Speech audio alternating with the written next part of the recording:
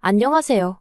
염치를 모르는 시어머니와 자기 앞가림도 못하는 남편한테 질려서 베끼든 30대 여성입니다. 어머님께서는 저더러 속도 좁고 이기적이다 하셨지만 세상 사람 100명에게 물어보세요.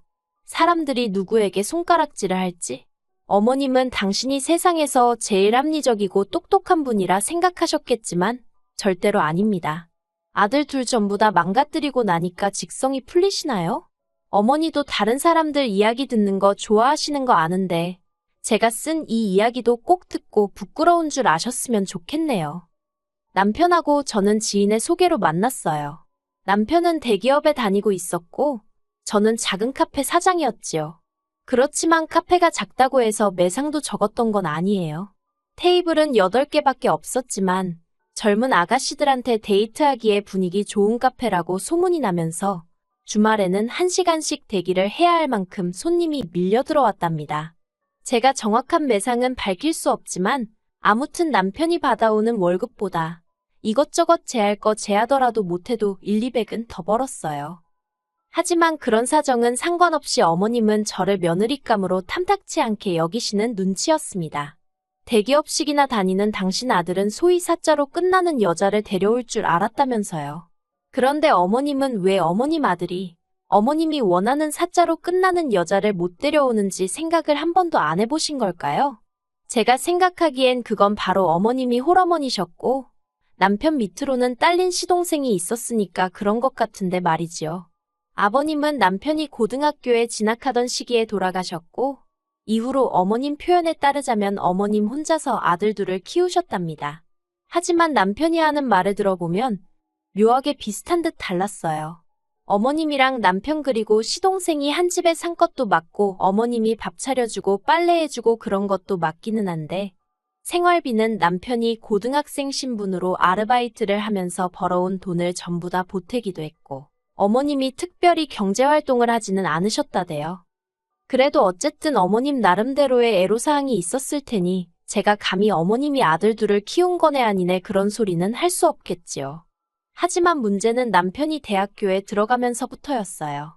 어려운 환경에서도 좋은 대학에 들어간 남편은 대학생이 할 수 있는 가장 고수익 아르바이트인 과외를 시작했답니다. 그래서 잘 벌 때는 한 달에 200만 원씩도 벌었던 모양이에요. 학교 공부도 놓치지 않기 위해서 정말 하루에 3, 4시간만 자는 날이 허다했다고요.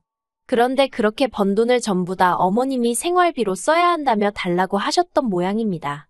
어머님은 그때도 경제활동을 하지 않으셨대요. 얼굴 쪽팔리게 자기가 무슨 일을 하냐고 하시면서 말이지요. 정말 저는 이 이야기를 듣고 도무지 이해를 할 수가 없었습니다. 제가 부모가 되어보진 않았지만 그래도 자식 혼자 고군분투하며 사는 걸 보면 어떻게든 도와주고 싶은 게 부모 마음 아닌가요? 제가 저희 친정에서 받은 사랑은 그런 사랑이었으니까요. 그리고 남편이 대학교를 졸업한 뒤 대기업에 들어가면서 어머님의 욕을 할까 걷잡을 수 없이 커져갔던 거지요. 남들은 아들이 대기업에 들어가면 명품백을 사준다더라 어쩐다더라. 그리고 마음 여린 남편은 그런 어머님을 모른 채 하지 못했던 거예요. 그나마 밑으로 하나 있는 4살 어린 시동생은 정신 못 차리고 사니까 더욱이 자기 어머니가 불쌍해 보였다면서요. 아무튼 그렇게 다 퍼주고 뺏기고 뜯기고 하는 와중에 저를 만났고 저는 남편더러 당신 밥그릇은 당신이 챙겨야지 아무도 안 챙겨준다. 그런 이야기를 몇 번이고 했었답니다. 아무튼 그렇게 저희는 1년을 만났고 남편이 먼저 프로포즈를 해왔어요. 솔직히 시댁 사정을 다 아는 상황에서 남편의 프로포즈를 한 번에 받아들이기는 어렵더라고요. 그래서 남편에게 생각할 시간을 달라고 했습니다. 솔직히 친정부모님도 반대하실게 불보듯 뻔했고 그러면 그 반대를 어떻게 이겨내야 하나 생각하니 뾰족한 수도 떠오르지 않았거든요. 하지만 며칠 밤을 고민해봐도 저는 남편을 사랑하고 있었고 당시 저는 어머님이나 시동생에게 이미 반감이 컸던지라 남편을 그 사람들로부터 보호해주고 싶다는 오지랖 넓은 생각을 했던 거지요. 그래서 남편에게 우리 부모님이 반대를 하더라도 서운한 마음은 갖지 말라고 미리 이야기를 하고 친정 부모님께 결혼할 사람이라며 남편을 인사시켰네요. 그런데 뜻밖에도 친정 부모님은 반대는커녕 남편을 진심으로 환영해 주셨습니다. 어려운 환경에서도 남 탓을 하지 않고 여기까지 온 걸 보니 정말 바르게 잘한 것 같다면서 제가 보기에는 이렇게 말하면 뭐하지만 정말 어머니란 존재로선 빵점같이 보였던 어머님까지 지켜주시면서 말이에요. 남편도 저희 친정부모님의 따뜻한 말에 크게 감동을 했고 그렇게 저희는 결혼을 약속하게 되었습니다. 본격적으로 결혼 준비가 시작되면서 어머님이 저희를 불러놓고 대놓고 못을 박으시기를 아직 시동생이 앞으로 무엇을 할지 진로를 정하지 못했기 때문에 저희 결혼에는 한 푼도 보태줄 수 없다고 하시대요. 그런데 이미 시댁 사정이 여유가 없다는 걸 너무나 잘 알고 있었기에 저는 애시당초 기대치라는 게 없었거든요. 그래서 알겠다고, 이해한다고 말씀드렸습니다. 하지만 저도 사람인지라 그렇게 매몰차게 말씀하시는 어머님의 모습에 약간의 상처를 받았던 건 사실이에요. 남편도 몹시 민망해하며 저에게 미안하다고 사과를 했고요. 하지만 그런 어머님을 둔 게 남편의 잘못은 아니잖아요. 그래서 괜찮다고 했지요.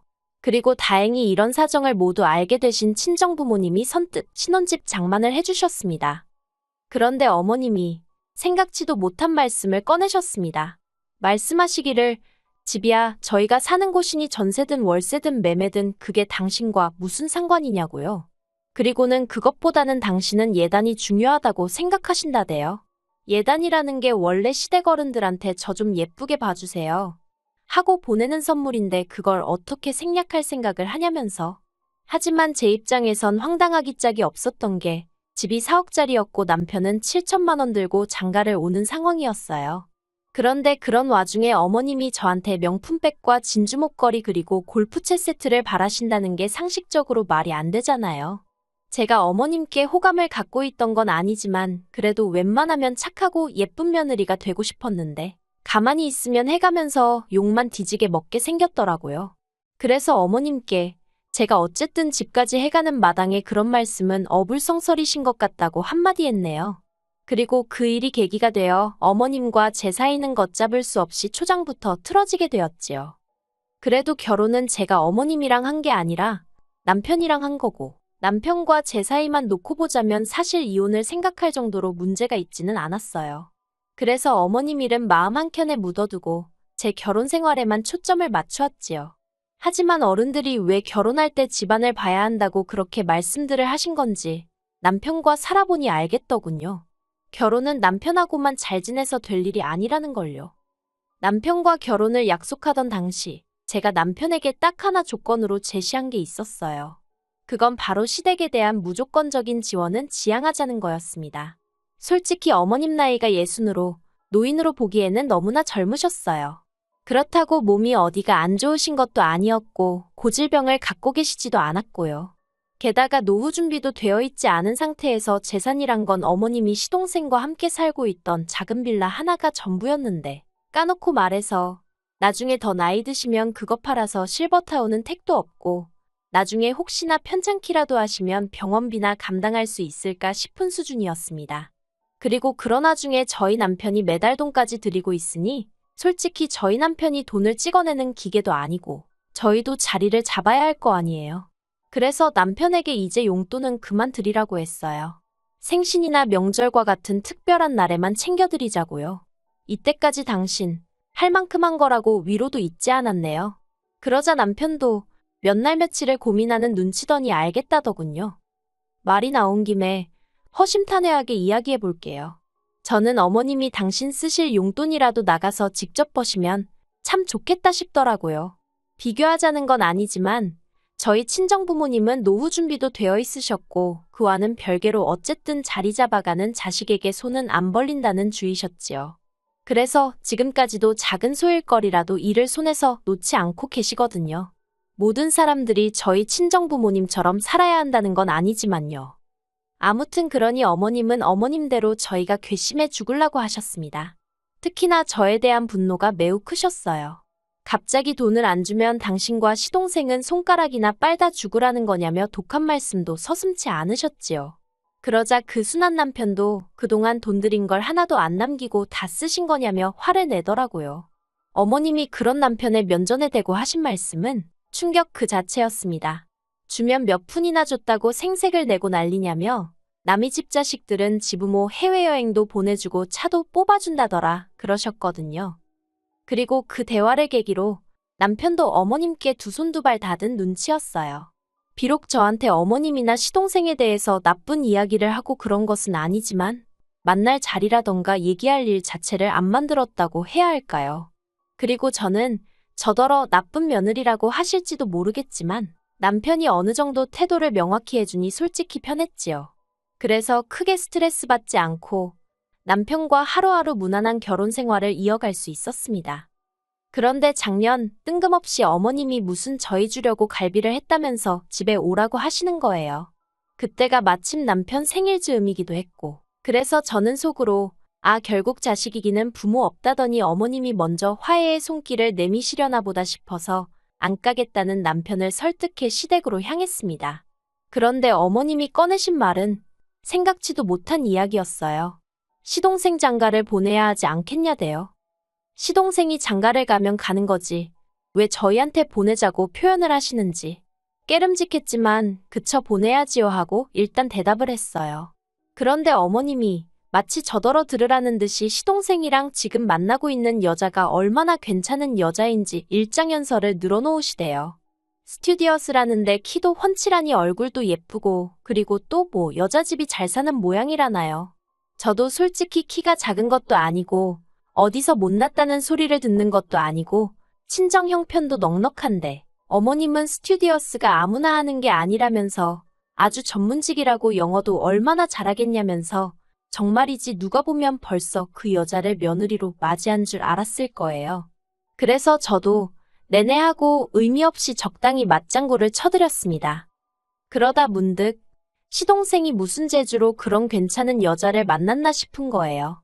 시동생은 대학도 다니다 말았고 이후로 사업한답시고 여기저기 껄떡거리고 다니다가 이도저도 못해보고 지금은 아는 형이라는 사람 술집에서 일을 돕고 있었거든요. 그래서 어머님께 그 아가씨가 시동생 직업은 아냐고 저도 모르게 그만 단도직입적으로 물었습니다. 그랬더니 어머님 얼굴빛이 어두워지면서 그래서 저희를 부른 거라는 알 수 없는 이야기를 시작하시대요. 알고 보니까 시동생이 제 카페를 자기가 운영한다고 그러고 저희 집을 자기 집이라고 둘러댔다는 거지요. 듣는데 어찌나 어이가 없던지 웃음이 다 나오더군요. 어떡하려고 그런 소리를 했대요. 미치겠다 그랬습니다. 그러자 어머님이 그러니 니들이 도와줘야겠다면서 당장 다음 주에라도 집을 바꾸재요. 순간 저는 제 귀를 의심했습니다. 집을 바꾸자는 게 무슨 말씀을 하시는 거예요? 이참에 집을 바꿔서 살자고. 작은 애는 너랑 다르게 나랑 합가할 생각도 하고 있는 모양이더라. 너는 어차피 나랑 살기 싫잖니? 그러니 네가 사는 집은 작은 애한테 양보해라. 어머님 이 집 제가 해왔거든요? 네가 해왔어도 내 아들이랑 살려고 해온 집이니까. 이제 그런 거 따지는 게 무슨 의미가 있냐? 말도 안 되는 어머님의 억지에 순간 할 말을 잃었어요. 하지만 얼른 정신을 차리고 어머님한테 안 된다고 했지요. 어머님이 이유가 뭐냐시길래 이유가 왜 필요하냐고 제 집이니까 제가 싫으면 그만인 거죠. 하고 탁 쏘아붙였습니다. 그런데 매번 제 편을 들던 남편이 갑자기 저한테 얘기 좀 하자며 저를 작은 방으로 끌고 가는 거예요. 설마 싶었지만 남편한테 왜 그러냐 물었습니다. 그랬더니 남편이 저랑 결혼한 이후로 늘 제 비위를 거스르지 않기 위해 어머님과 시동생에게 잘해주고 싶은 마음이 있었지만 모른 척하느라 너무 괴로웠다대요. 그런데 이번만큼은 제가 자기한테 맞춰주면 좋겠답니다. 시동생도 자기처럼 좋은 여자 만나서 행복한 가정을 꾸리고 살았으면 좋겠다며 형으로서 이번만큼은 형 노릇 좀 하게 도와달라나요? 여러 가지로 어이가 없었어요. 남편이 정신 차리고 말 그대로 자기 밥그릇은 챙기는 사람이 되었다 싶었는데 아직도 등신호구에 불과하다는 사실이 어이가 없고 구제불능이다 싶었으니까요. 제가 남편더러 진심이냐니까 자기가 이렇게 부탁한다며 제 앞에서 무릎까지 꿇는데 안쓰럽고 측은한 게 아니라 미쳤구나 싶대요. 제가 남편더러 일어나라고 그러고는 미안하지만 안 된다 했습니다. 당신이 끝까지 어머님과 시동생한테 당하고 살겠다면 어쩔 수 없는 일 아니겠냐고. 하지만 나까지 그런 똥구렁텅이에 끌고 들어가진 말라고 했어요. 그리고는 작은 방에서 나와 어머님께 남편과 이야기해봤는데 집을 바꿔드리는 대신 이 남자를 돌려드리겠다 했습니다. 벗겨 드시던 삶아 드시던 어머님 입맛대로 해 드시라고 저는 이제 손 떼겠다고요. 그리고 소름 끼치는 게 며느리가 그런 소리를 하면 너 지금 무슨 소리를 하는 거냐며 화라도 내시고 황당해라도 하셔야 하는 거 아닌가요? 그런데 어머님은 저더러 생각 잘했답니다. 저 때문에 당신 착한 아들이 얼마나 마음고생했을지 생각하면 당신 가슴이 찢어진다나 어쩐다나. 그리고 저를 더 좌절케 한 건 그런 상황에서조차 정신 못 차리고 한숨만 연신 내쉬던 남편의 모습이었어요. 대기업 다니고 돈 잘 번다고 능력이 있는 게 아니구나. 저렇게 자기 앞가림도 못하는 사람이 밥벌이를 하고 사는 게 오히려 신기하다 별 생각이 다 들었네요. 그렇게 남편과 헤어지기로 결정하고선 그간 남편 앞으로 제가 대신 모아줬던 남편의 월급들 싹 정리해서 남편 계좌로 보냈습니다. 결혼 생활을 유지한 기간에 비해 남편도 아마 놀랐을 거예요. 알뜰살뜰 모았더니 그 액수가 상당했으니까요. 그 돈은 남편 몫으로 모으다가 나중에 남편이 꼭 갖고 싶어 하는 게 있으면 그때 주려고 했던 돈이라 솔직히 아깝고 그런 건 없었어요. 다만 그동안 같이 살던 정 때문인지 바보마냥 어머님한테 주머니 털리지 않고 지켰으면 좋겠다는 생각은 했네요. 하지만 완벽히 남남이 되고 얼마 지나지 않았을 때 술 취한 남편이 연락을 해왔습니다. 허탈하게 웃으면서 저더러 자기 개털됐다고 하는 거예요. 무슨 말이냐니까 시동생이 만나던 여자가 모든 사실을 알아차렸던 모양입니다. 그러자 마음이 급해진 시동생이 지영 그러니까 남편한테 돈 좀 해달라고 한 거지요. 어떻게든 돌아선 여자 마음 좀 잡아보겠다고 지형한테 빌린 그 피 같은 돈으로 명품을 사다 바쳤답니다. 원래도 한심한 인간인 건 알았지만 정말 어이없지요? 그리고 그 여자는 선물은 선물대로 다 받아 챙기고 그러고도 결국 시동생을 찾나 봐요. 그리고 얼마 후 남편은 다니던 회사도 때려치고 집에 틀어박혀 술만 먹고 말 그대로 폐인이 되었다는 소식을 예전에 저와 남편의 만남을 주선했던 사람으로부터 듣게 되었습니다. 그래도 한때는 정말 세상 모든 것과도 바꿀 수 없다고 믿으며 사랑했던 사람이라 그런지 그 소식을 듣는데 고소하고 잘됐다는 마음보다는 불쌍하단 생각만 들더라고요. 하지만 남편에 대한 이런 마음도 오늘로 끝낼 생각입니다. 이제 그 사람과 저는 가는 길도 다르고 모든 것이 달라져 버렸으니까요. 저는 제 인생의 성공과 행복만을 위해서 달릴 작정이에요. 더 이상 누군가의 삶에 관여하고 싶지도 않네요.